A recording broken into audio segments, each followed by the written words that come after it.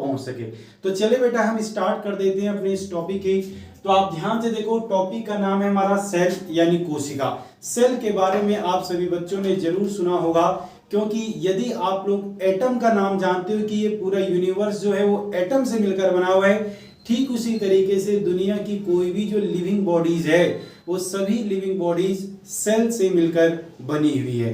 तो आज हम सेल के बारे में पूरी स्टडी करेंगे, ठीक है बेटा।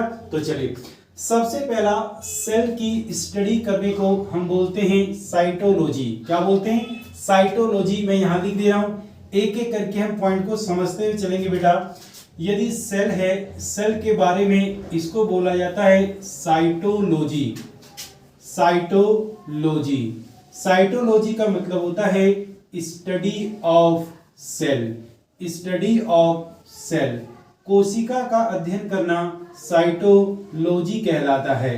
कोशिका का अध्ययन करना साइटोलॉजी कहलाता है। इसके बाद बात आती है मेरे प्यारे बच्चों कि इस कोशिका की खोज सबसे पहले किसने की थी, और इस कोशिका में डेड सेल की खोज किसने की थी, या हम बात करते हैं लिविंग सेल की खोज किसने की थी। तो सबसे पहले सेल के बारे में जिस वैज्ञानिक ने बताया था उनका नाम है रॉबर्ट हुक। रॉबर्ट हुक नामक साइंटिस्ट ने 1665 में इन्होंने डेड सेल की खोज की थी। किसकी? डेड सेल की खोज की है मेरे दोस्तों। डेड सेल का मतलब है मृत कोशिका। मृत कोशिका की खोज की थी, और ये मृत कोशिका किस लिविंग ऑर्गेनिज्म का था। तो ये डेड सेल जो है इन्होंने ये प्लांट के कॉर्क को लिया था मेरे बच्चों। प्लांट के कॉर्क को लिया था। प्लांट के कॉर्क को लिया था मेरे बच्चों। प्लांट का कॉर्क, कॉर्क का मतलब होता है मेरे प्यारे बच्चों छाल।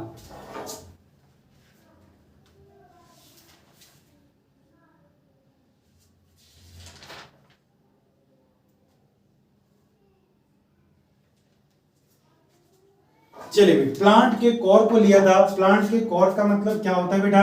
तो याद रखना, कॉर्क का मतलब होता है बार्क। बार्क ऑफ प्लांट, पौधों की छाल।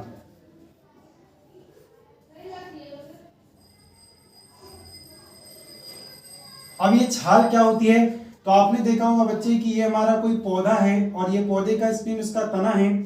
इस तरह के बाहरी सरफेस पर कुछ एक मोटी सी लेयर चढ़ी होती है। इसी मोटी सी लेयर को बोला जाता है मेरे प्यारे दोस्तों, इसी को बोलते हैं हम बार्क, इसी को बोलते हैं हम छाल। यानी आपने देखा होगा कोई भी पौधा यदि आपने देखा होगा तो पौधे के ऊपर जो बाहर आपको एक लेयर्स दिखाई देती है सबसे बाहर, उसी को बोला जाता है बार्क, इसी को बोला जाता है कॉर्क।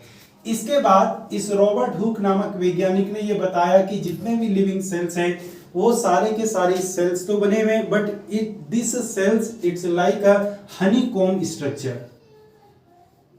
Honey com structure.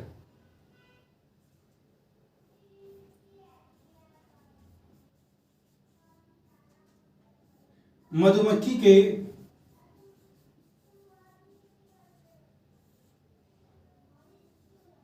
छत्ते। अब मधुमक्खी का छत्ता तो आप सभी लोगों ने देखा होगा, तो मधुमक्खी के छत्ते के आकार का सारे के सारे हमारे सेल्स होते हैं। फिर बाद में हम बात करते हैं लिविंग सेल्स की, किसने खोज की थी मेरे दोस्तों? तो यदि हम लिविंग सेल की बात करें, एक जीवित कोशिका की बात करें, तो जीवित कोशिका को ल्यूवेनहॉक, एंटोनी ल्यूवेनहॉक उनका नाम था। ल्यूवेनहॉक,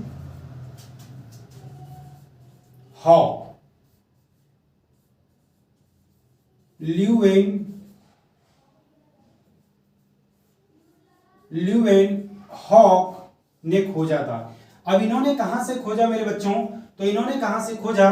तो इन्होंने पॉन्ड्स के वाटर में, पॉन्ड वाटर, तालाब के जल में, तालाब के जल में। ये मान लो कि हमारा पौंड है और पौंड का ये वाटर है, ये तालाब का जल है। तो तालाब के जल के ऊपर इन्होंने कुछ हरे हरे कलर की एक एल्गी दिखा। एल्गी, ये एल्गी होता है जिसे हम बोलते हैं शैवाल। ये एल्गी है दोस्तों जिसे हम बोलते हैं शैवाल। तो सबसे पहले ल्यूवेनहॉक ने पौंड के वाटर में, तालाब के जल के अंदर उसकी सतह पर हरे कलर की कुछ काई देखी थी, जिसे हम नॉर्मल भाषा में काई बोल देते हैं, जिसे हम नॉर्मल भाषा में बोलते हैं काई। और इसी को आप लोग केमिस्ट्री में बोलते हो लीचेन या लाइकेन, जिससे पीएच पेपर बनाया जाता है। तो वो हमारा है बेटा एल्गी, और उसी एल्गी को इन्होंने खोजा था, यानी ये लिविंग ऑर्गेनिज्म की बात की थी। तो सीधी सी बात, आपको दो बातें यहाँ याद रखनी है। The study of cell is called cytology, और रॉबर्ट हुक ने 1665 में सबसे पहले सेल के बारे में बताया। इन्होंने जिस सेल की खोज की थी वो कौन सा सेल था दोस्तों? वो डेड सेल था। और ये डेड सेल कहाँ का लिया गया था? तो प्लांट के कॉर्क से इस सेल को इन्होंने खोजा था, और इस कॉर्क के अंदर ये डेड सेल्स होता है। ये बात आप सभी लोग याद रखना।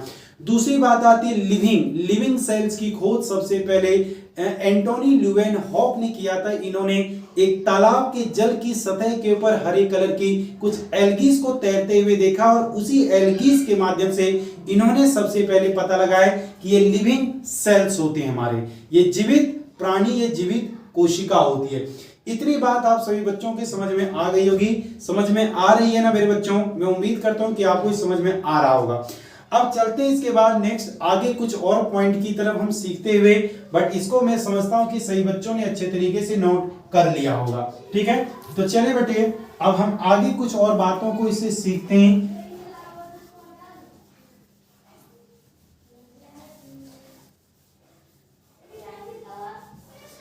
नेक्स्ट पॉइंट यदि मैं बात करूं आप लोगों को, तो मैंने बताया था कि जो सेल्स होता है, ये किसी भी सेल्स जो होता है वो याद रखना दोस्तों, किसी भी लिविंग ऑर्गेनिज्म की सबसे बेसिक यूनिट होती है, सबसे बेसिक यूनिट होती है।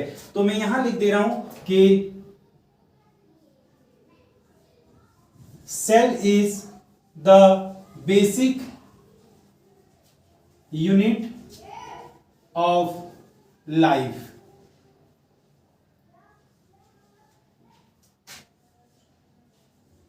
कोशिका जीवन की मूल इकाई होती है, यानी सेल के बिना जीवन इम्पॉसिबल है, सेल के बिना किसी भी लिविंग ऑर्गेनिज्म का होना इम्पॉसिबल है। तो भाई यदि हम सेल की बात करेंगे तो एक छोटी सी बात मैं आपको बताना चाहूंगा कि भाई आपने अपने घर का जो निर्माण किया है, इस घर के निर्माण के लिए सबसे बेसिक यूनिट क्या थी? तो आपके घर की सबसे बेसिक यूनिट क्या है? तो आप कहोगे सर हमारे घर में हमने सबसे पहले ब्रिक्स का यूज किया। किसका यूज किया? ब्रिक्स का, ईंटों का यूज किया।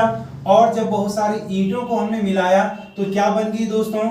कुछ दीवारें बन गई, वॉल बन गई, दीवार बन गई। और जब हमने बहुत सारे दीवारों को मिलाया तो बहुत सारे दीवारों को मिलने से एक कमरा बन गया, एक रूम बन गया। लेकिन जब बहुत सारे कमरों को हमने मिलाया तो बहुत सारे कमरों के मिलने से हमारा एक बहुत बड़ा घर बन गया। यानी हम कह सकते हैं कि घर की बेसिक यूनिट क्या है? ब्रिक्स। यानी एक घर के निर्माण की सबसे बेसिक यूनिट क्या है? तो आप बोलेंगे सर ब्रिक्स। क्या है ब्रिक्स? यानी ईंट। बट इसी तरह से यदि मैं बात करूं किसी भी लिविंग ऑर्गेनिज्म की, तो लिविंग ऑर्गेनिज्म का सबसे बेसिक यूनिट है सेल। जब बहुत सारे सेल मिलते हैं तब बनते हैं टिश्यूज, तब बनता है टिश्यूज। और जब बहुत सारे टिश्यूज मिलते हैं तब बनते हैं ऑर्गेन्स। और जब बहुत सारे ऑर्गेन्स बनते हैं तब बनता है लिविंग ऑर्गेनिज्म। लिविंग ऑर्गेनिज्म बनता है। कहने का मतलब है कोशिका जो है ये किसी भी लिविंग ऑर्गेनिज्म की बेसिक यूनिट है। किसी भी लिविंग ऑर्गेनिज्म की बेसिक यूनिट है। एक बात याद रख लेना, ठीक है? जीवित या कह सकते हैं सजीव प्राणी। तो किसी भी सजीव प्राणी की, लिविंग ऑर्गेनिज्म की बेसिक यूनिट क्या है मेरे दोस्तों? तो बोलोगे सर सेल। क्या बोलोगे? सेल। ठीक है, तो यहां तक हमारी कुछ बेसिक चीजें थी। अब हम कुछ उन बेसिक फैक्ट के बारे में पढ़ेंगे जहां से डायरेक्ट एग्जाम के अंदर प्रश्न बनते हैं कि यूनिवर्स की सबसे बड़ी सेल कौन सी है, सबसे छोटी सेल्स कौन सी है, फिर ह्यूमन बॉडीज की सबसे बड़ी सेल्स कौन सी है, सबसे छोटी सेल्स कौन सी है, लॉन्गेस्ट सेल कौन सी है, ब्लड के अंदर सबसे छोटी सेल्स और ब्लड के अंदर सबसे बड़ी सेल्स कौन सी है। तो चलिए अब हम स्टार्ट कर देते हैं कुछ सेल के बेसिक फैक्ट को समझने के लिए।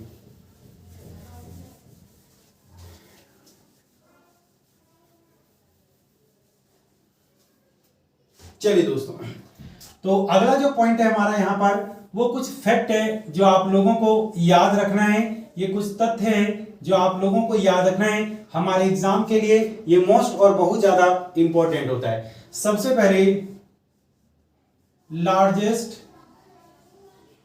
सेल इन यूनिवर्स,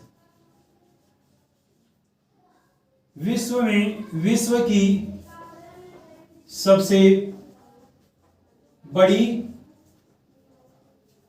कोशिका। अब विश्व की सबसे बड़ी कोशिका क्या होती है? आप बचपन से पढ़ते आ रहे हो, ऑस्ट्रिच एग, शुतुरमुर्ग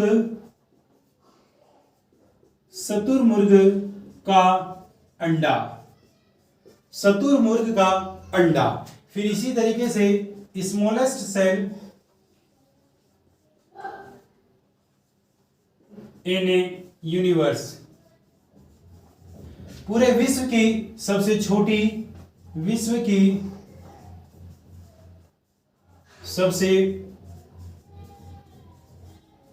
छोटी कोशिका। अब विश्व की सबसे छोटी कोशिका कौन सी मेरे प्यारे बच्चों? तो आप बोलना, ये एक बैक्टीरिया है जिस बैक्टीरिया का नाम है माइकोप्लाज्मा।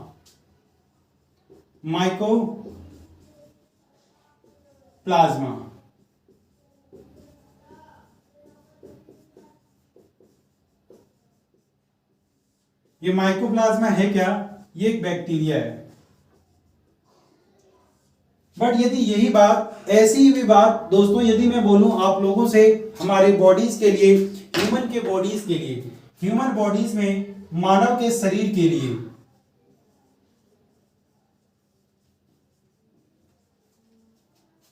कि मानव के शरीर की सबसे बड़ी कोशिका कौन सी है? तो मानव के शरीर की सबसे लार्जेस्ट, पहले सबसे लॉन्गेस्ट लेते हैं। सबसे लॉन्गेस्ट सेल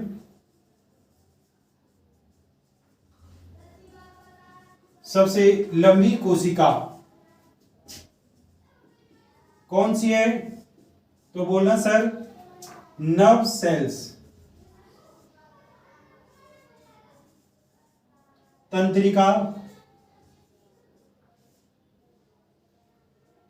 कोशिका। और इस तंत्रिका कोशिका को, नर्व सेल्स को हम न्यूरॉन भी बोलते हैं। Neuron. Largest cell in human bodies, largest का मतलब सबसे बड़ी सेल, सबसे बड़ी कोशिका। मानव के शरीर की सबसे बड़ी कोशिका कहां होती है? तो ये फीमेल के ओवम में, फीमेल के अंडाणु में। तो जो ओवम होता है जिसे हम बोलते हैं अंडाणु,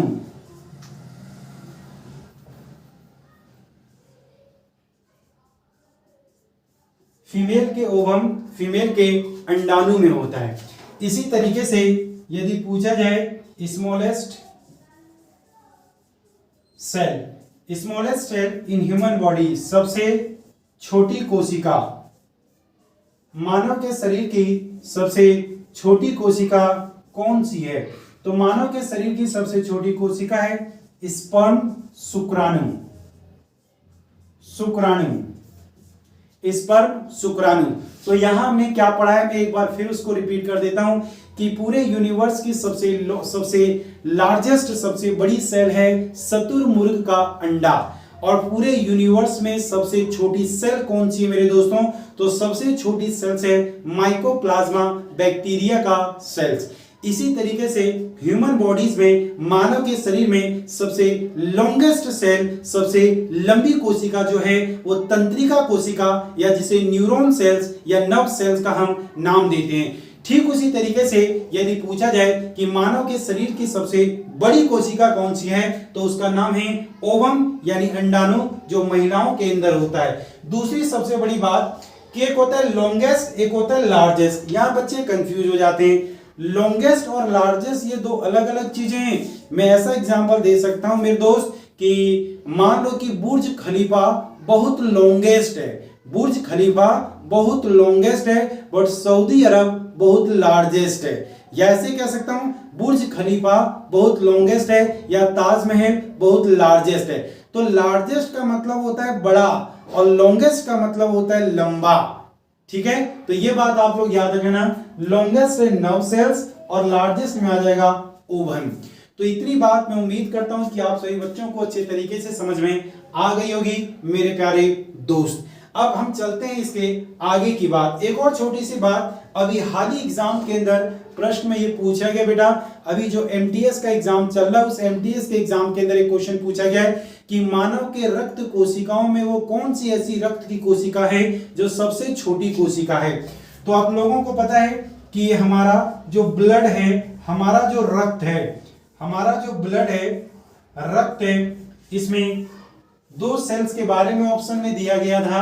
एक था आरबीसी रेड ब्लड सेल और दूसरा था डब्ल्यूबीसी व्हाइट ब्लड सेल। तो पूछा गया था आरबीसी और डब्ल्यूबीसी इन दोनों में से किस सेल की कोशिका छोटी होती है।